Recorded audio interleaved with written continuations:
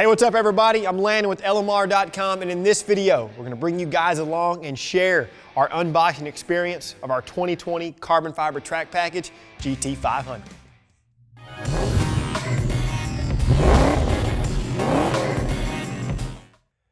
All right, so before we talk about the unboxing experience, we're first gonna tell you about the series of events that ultimately have led up to the unbox here. Now, it all started several months ago. We were unsure whether or not we were even going to purchase the 2020 GT500. Well, Shannon, the owner of our company, he said, what the heck, let's go ahead and get one. So he reaches out to one of our local Ford dealerships and he places the order. Now, the check boxes that he checked for the 2020 GT500 was Twister Orange. He wanted a black roof, no stripes, and of course, he did want that elusive carbon fiber track package. So whenever the order was placed with the dealership, a few weeks went by and then we finally acquired a VIN number. After that, things went a little quiet. It is 2020, so you guys probably know why it got so quiet, but we're gonna breeze right through that. So several months went by, we got a few more updates, and then after that, Shannon finally got a ship date for the 2020 GT500. Whenever he required the ship date, he picked up the phone, he called the dealership with a simple request. He asked the dealership to not dealer prep the car. He wanted to get the car, he wanted to be able to remove all the protective covers, the films, pretty much anything that the Flat Rock assembly plant had installed on the car, and then of course shipped it.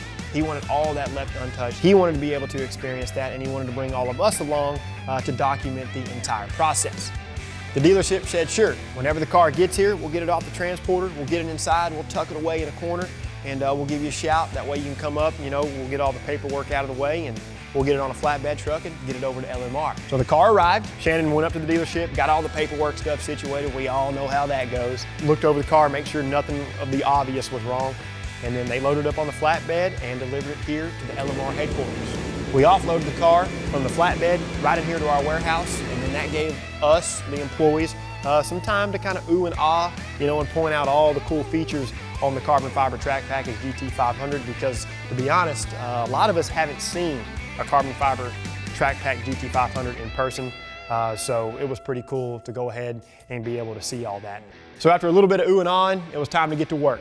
We rolled the car here into our studio. We got it all staged up along with a few toolboxes. That way, as Shannon progressed around the car, taking stuff apart or taking stuff off, removing films, covers, etc., you know, he could neatly and nicely lay all that stuff out so he could come back after it was all taken off and, you know, organize it and sort it and, you know, get it stored.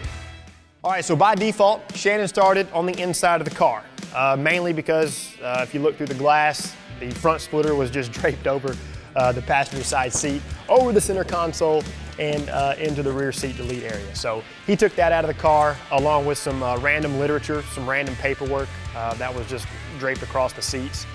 He got all that out, laid it on the workbenches, and then from there, really in no particular order, he kind of just started taking some films off of like the inner door handles, scuff plates.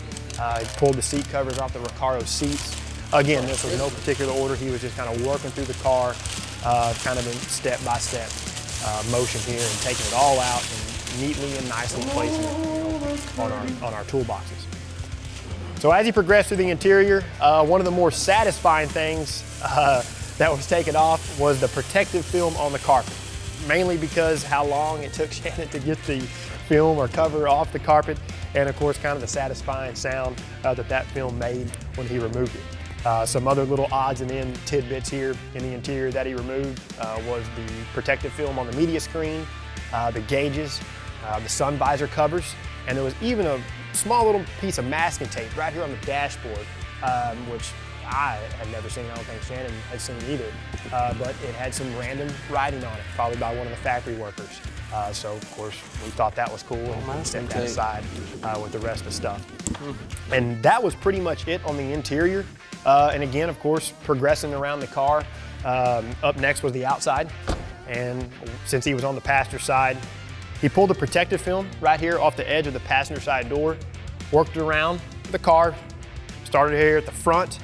There was actually two pieces of film here at the top of the front bumper. There was a longer piece, and then underneath that longer piece, there was kind of a smaller piece still in the same rectangular shape. Of course, both of those pieces were removed. And then down here at the gloss black section of the front bumper, there was a rectangular piece of film and then a small piece of foam that was taken off and of course set aside with the other stuff as well. Should have brought a Tootsie Pop.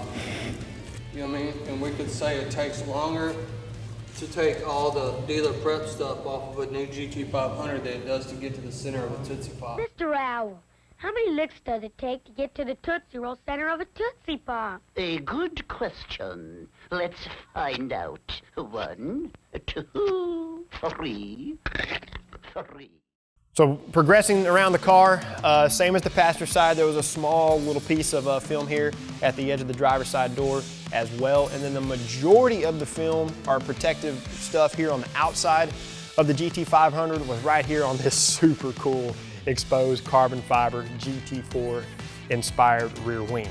The main section of the wing had quite a bit of protective film as well as the winglets here. And other than that, that was the most of the stuff here on the outside. We transitioned our vision down to the bottom portions of the car, and each one of the 4 exposed carbon fiber wheels had a small like inspection sticker on each wheel, and those were actually they kind of put up a fight to remove, but of course, as tedious as Shannon is, he got those things off without damaging them and set that with the rest of the stuff. So under the hood, there wasn't a lot going on.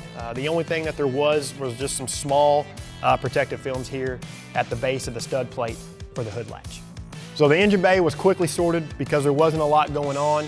Shannon then went back to the interior and took off the window stickers. Of course, there was quite a few on the windows. I think there was some on the driver's side, the quarter windows, and he did save the main window sticker for last. The main window sticker has the car's VIN number, the MSRP, your miles per gallon rating, as well as all of the rundown of the specifications and features and basically what you're getting on the car. He did save that one for last, and when he took that off, he went right to a frame that he had already bought that he's going to make real nice and probably hang it in the walls here at the office or something like that. So with all the inside and the outside stuff sorted, it was time to lean on Scott Hubbard. Scott Hubbard is one of our employees and is a longtime friend of Shannon.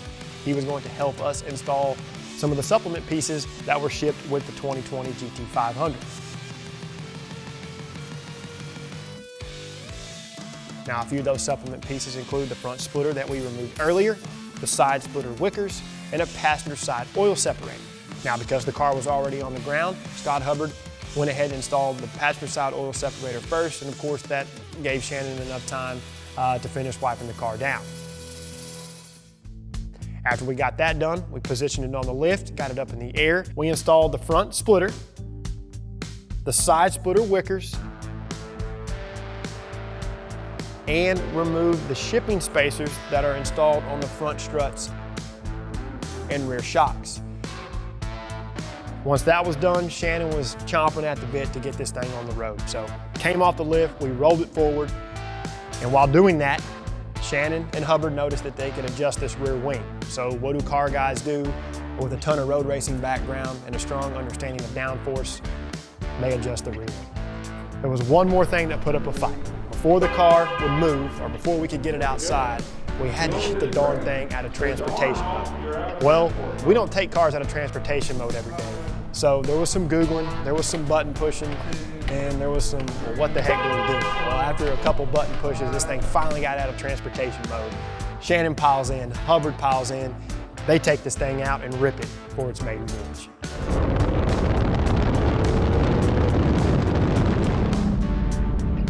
Oh my God, we just got pulled over.